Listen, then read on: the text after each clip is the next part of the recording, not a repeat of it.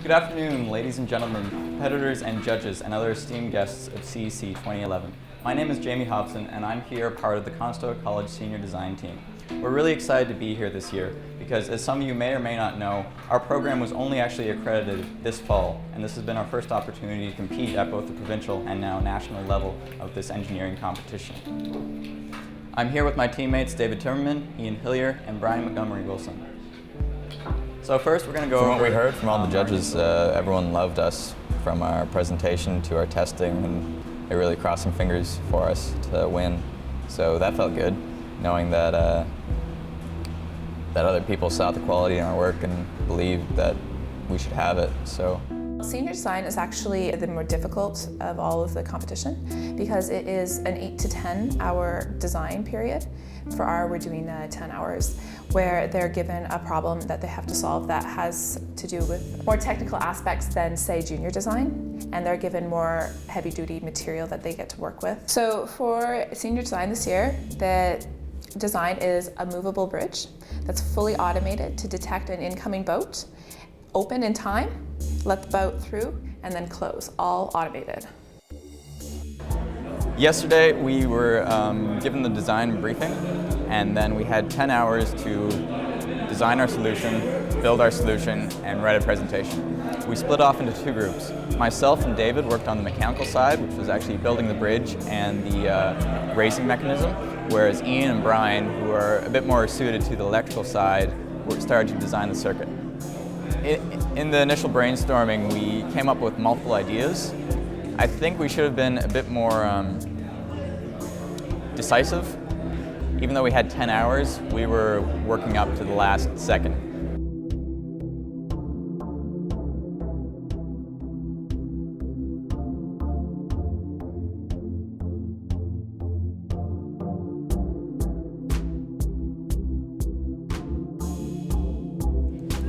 I don't know, spirits were a bit low last night after we had to hand everything in, but we did pick up a bit. We're not giving up. We've done a lot of rehearsing in our presentation. We're adding a lot of detail behind the scenes. Like, I only had about half an hour to write the entire PowerPoint presentation, so it's pretty basic. There's only about 14 slides, just mostly a few bullet points.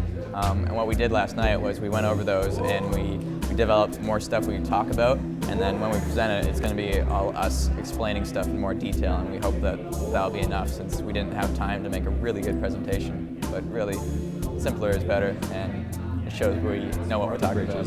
Usually it's just going to be one boat going through, so we didn't... So we were the last group to present on Saturday for the design, and the room was full. There was at least 6 or 7 deans from many prestigious engineering universities there. There's a lot of the students who wanted to see our final design, and we presented it, and I think we did a really good job in the presentation. Everyone was very thorough with what they said, and we answered questions very professionally. And when we actually tested the bridge, the room went silent. This room has never been this quiet. There was no one was making any noise as Ian, one of my teammates, was working on the final circuit, almost like diffusing a bomb. It was just perfect silence, and then we got to open and the boat went through and everyone cheered. So it was pretty exciting, and we felt pretty good after the presentation. We thought we had a pretty good chance of being in the top 3 because only, I believe, 3 teams even opened the bridge for the boat out of all 8. So we should be in the top 3. We'll see. Hoping for a podium finish. We'd like to see that. It all depends on our presentation. How did you think the presentation was? Good. After the presentation, we made our way back to the hotel, and I personally had a nap. And then we headed downstairs for the reception around 6:30, and everyone was talking. People were making hypotheses about who they thought were going to win, and some of the teams were pretty confident that we were going to make a top 3 finish. So at the actual awards ceremony, we were all very nervous. The senior design category, it's presented very last. So we got to the dinner, and just after we sat down, they started announcing the awards, and we got really excited because we thought maybe they'd announce all the awards and then we could eat dinner. But then after announcing 2 awards, they stopped, and we had dinner, and all those nerves caught up to us again, and some of us couldn't even eat because we were nervous on what would happen. And then they started listing off the special awards, and the one award is the W.R. Petrie Award.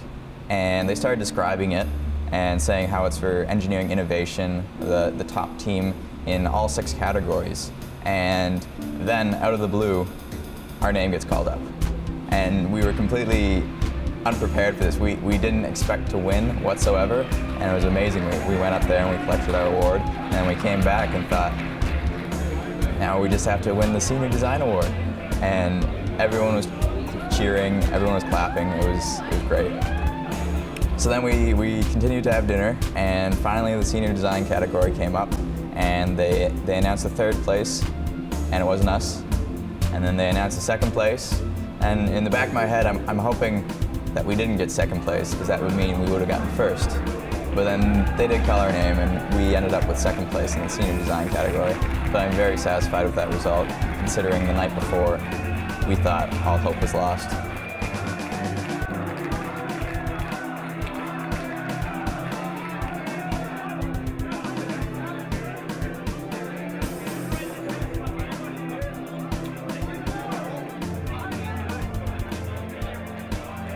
From what we heard from all the judges, everyone loved us, from our presentation to our testing, and they're really crossing fingers for us to win.